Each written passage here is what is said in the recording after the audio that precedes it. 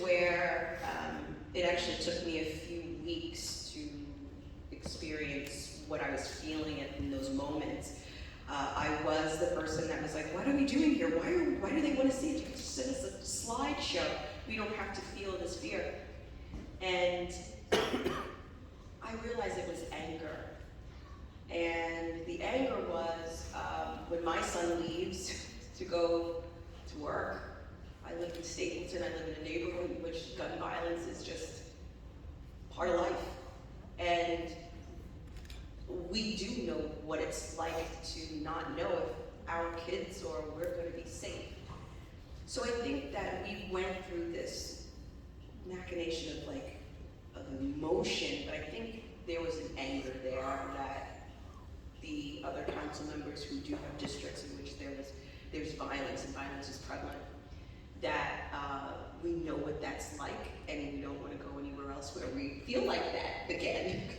So it was how do we come together and stop this in our neighborhoods? Yep. So it was a weird space to be in, because on the one hand, as my colleagues on the panel are saying, it's real. This trip, the purpose was so you could see what the Israelis go through on a daily basis, and it's unfathomable.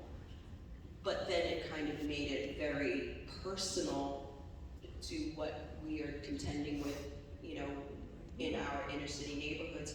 And so, and that was a piece that I don't think that, I didn't have any intention on bringing that up in this forum, but it was just a truth that had come out of that, and how, again, how are we going to go back to where we are and use that experience and make that experience better, and understand that there's a culture of conflict in that we have to contend with, that the Israelis have to contend with. It's very different, but there were some similarities, and I think that we needed to go through our emotions when it came to that, and how we do know what that's like to a certain extent. It's not the same, but that was kind of my experience with. Well, that's powerful, and that's you took it all out of the room. So we're going to stick something back in the room. Food. Okay. So I know that my favorite thing in Israel is a little bakery on the corner of the shuk. It's called Marzipan. They make rugala, a cookie, a chocolate cookie, disseminated, that I promise you stays warm for 5 days after you buy it, and I can't not eat it every time I'm in Israel. That's my thing, okay? So, to bring some sweetness or flavor finally to the end of this evening, which I can't thank you all enough for the way you explained it, the way you feel it.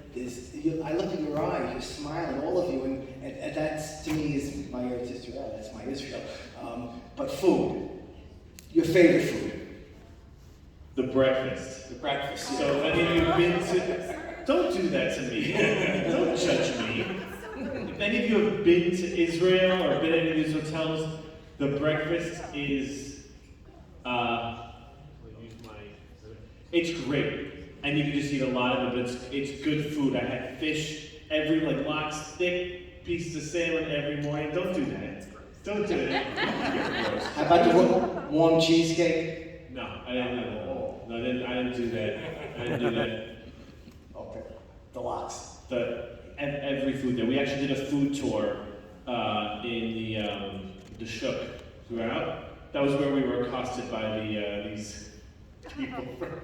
Won't go into that some other time. I would say the breakfast. Go to Israel and eat the breakfast.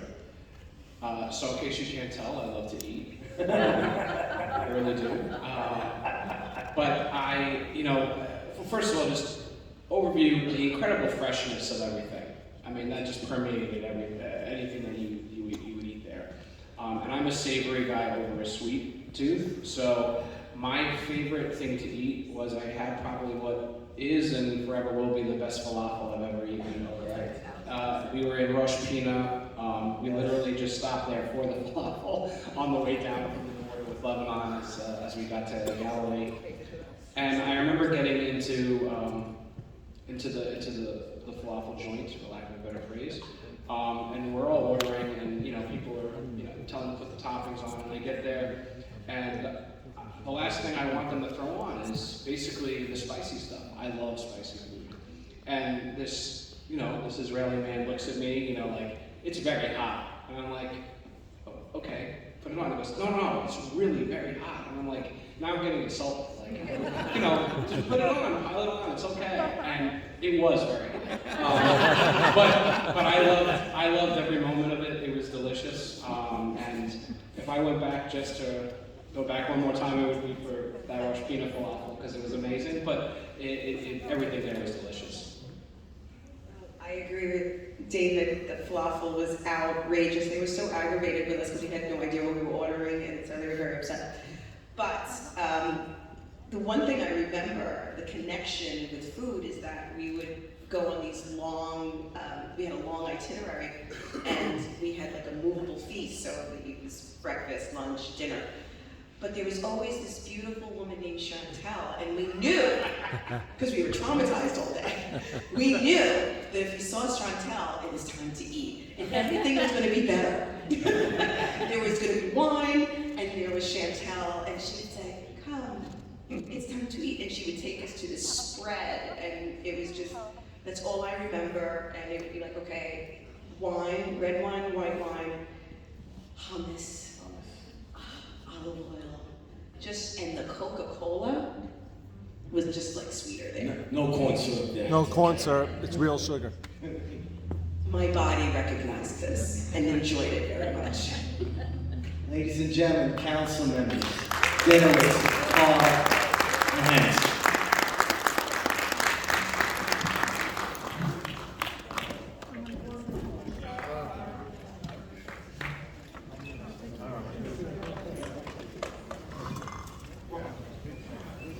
Thank you, Scott. Thank you, council members. I'm going to call up the children. I'm going to call the children, the Jewish look here. Foundation, to close us out with a song. You ready? Get in. One with the cell phone. Then one over here. Look here. 1, 2. Okay.